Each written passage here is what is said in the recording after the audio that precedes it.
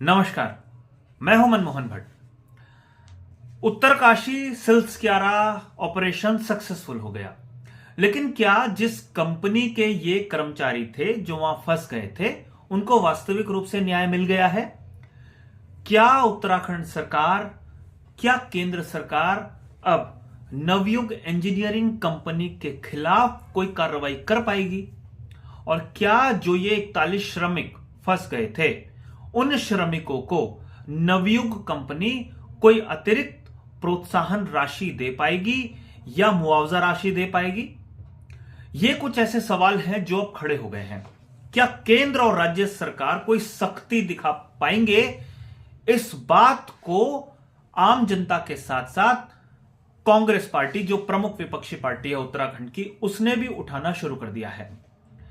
उत्तराखंड के प्रदेश उपाध्यक्ष हैं सूर्यकांत धस्माना। उन्होंने प्रदेश कार्यालय में एक प्रेस कॉन्फ्रेंस की और उसमें बड़े गंभीर आरोप लगाए और स्पष्ट रूप से मांग की कि नवयुग इंजीनियरिंग कंपनी को जिम्मेदारी लेनी चाहिए और 10 लाख रुपए हर श्रमिक को देने चाहिए जो 41 श्रमिक फंस गए थे सुरंग के भीतर।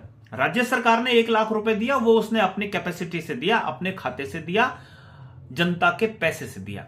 लेकिन जिसके ये कर्मचारी थे उसको 10 लाख रुपए हर श्रमिक को, हर मजदूर को देने चाहिए। यह मांग सूर्यकांत धस्माना ने नहीं, पूरी कांग्रेस पार्टी ने एक सुर में कही है। एक बड़ा सवाल यहां पर खड़ा हो गया है, क्या उत्तराखंड में जितनी सुरंगें बन रही हैं, जो टनल्स बन रही हैं, वो वास्तविक रूप से सुरक्षा के मानकों पर खरी उतर रही हैं या उनमें भी लापरवाही हो रही है? इस सुरंग के मामले में खास तौर पर बताया गया कि इसमें लापरवाही घनघोर रूप से हुई है। एस्केप टनल एक होती है, वो नहीं बनी हुई थी। जो पहाड़ कच्चा था, जो ढह गया, सुरंग का जो हिस्सा ढह गया, वो आखिर क्यों ढहा? ये जवाबदेही किसकी है? ये सवाल अब एक बार फिर से खड़ा हो गया है, क्योंकि अभी तक ये सवाल इसलिए बहुत ज्यादा गंभीर रूप से नहीं पूछे गए, आक्रामक रूप से नहीं पूछे गए, क्योंकि अभी 41 जिंदगियों का सवाल था। पहली प्राथमिकता उन 41 जिंदगियों को बचाने की थी। प्रभु की कृपा से उन जिंदगियों को बचा लिया गया है। वो अब दीपावली मना रहे हैं, अपने अपने घर जाने की खुशी मना रहे हैं। कंपनी ने भी उनको 1 महीने का वेतन दिए जाने की घोषणा कर दी है। उत्तराखंड सरकार ने 1 लाख रुपए प्रति श्रमिक दिया है पुरस्कार। लेकिन क्या यह कंपनी ऐसे ही बच निकलेगी? ये कुछ ऐसे सवाल हैं जो फिर से खड़े हो गए हैं। क्या सड़क परिवहन मंत्रालय, भारत सरकार, नितिन गडकरी जिनका यह मंत्रालय है, वो कोई बड़ी कार्रवाई करेंगे? क्या प्रधानमंत्री के स्तर पर कोई हस्तक्षेप होगा, कोई बड़ी कार्रवाई की जाएगी? ये सवाल सुलगने शुरू हो गए हैं, ना सिर्फ इसलिए क्योंकि यह हादसा हुआ, बल्कि इसलिए कि अगर भविष्य में कोई भी कंपनी लापरवाही करती है तो उसे दंड भुगतने के लिए तैयार रहना होगा।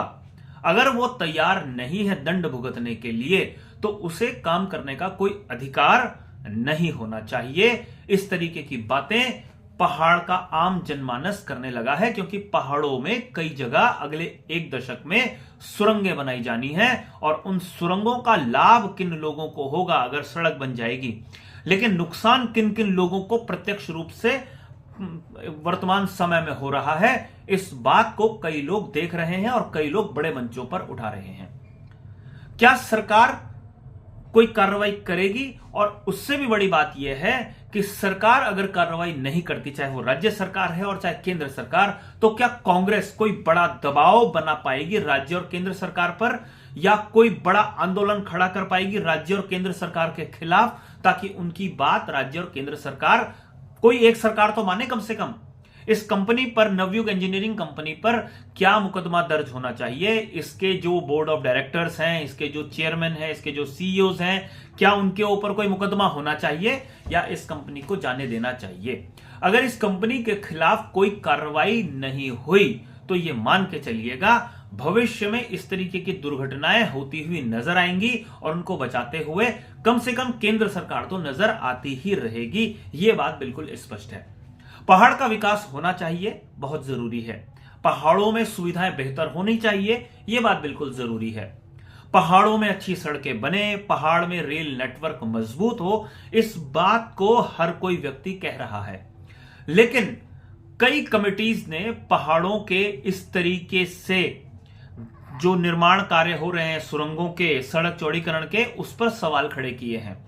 कई बार सुप्रीम कोर्ट तक मामला पहुंचा है, लेकिन सुप्रीम कोर्ट ने जिस तरीके के दिशा निर्देश दिए, क्या वो वाकई में उनका पालन हो रहा है या नहीं हो रहा है।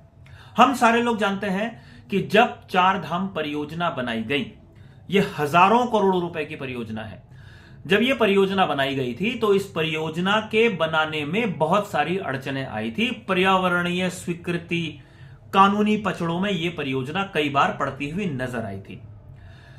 जब इस परियोजना को बनते हुए गड़बड़ी की आशंका हुई केंद्र सरकार को, तो इसमें एक डिफेंस का एंगल भी जोड़ा गया था कि चार धाम परियोजना सिर्फ यात्रियों के लिए या पर्यटकों के लिए या आम उत्तराखंड के हितैषियों के लिए या उत्तराखंडी के लिए नहीं है, बल्कि ये चीन सीमा तक जाने वाली सड़क है। और भारत और चाइना के जो संबंध है, भारत और चीन के जो संबंध है, वो कई बार तनावग्रस्त हो जाते हैं और चीन सीमा तक मजबूती होनी चाहिए बुनियादी स्तर पर, ताकि कभी भी अगर वहां पर आर्म्स एम्यूनेशन पहुंचाना हो, मिसाइलें पहुंचानी हो, तो उनके पहुंचने में कोई बाधा उत्पन्न ना हो।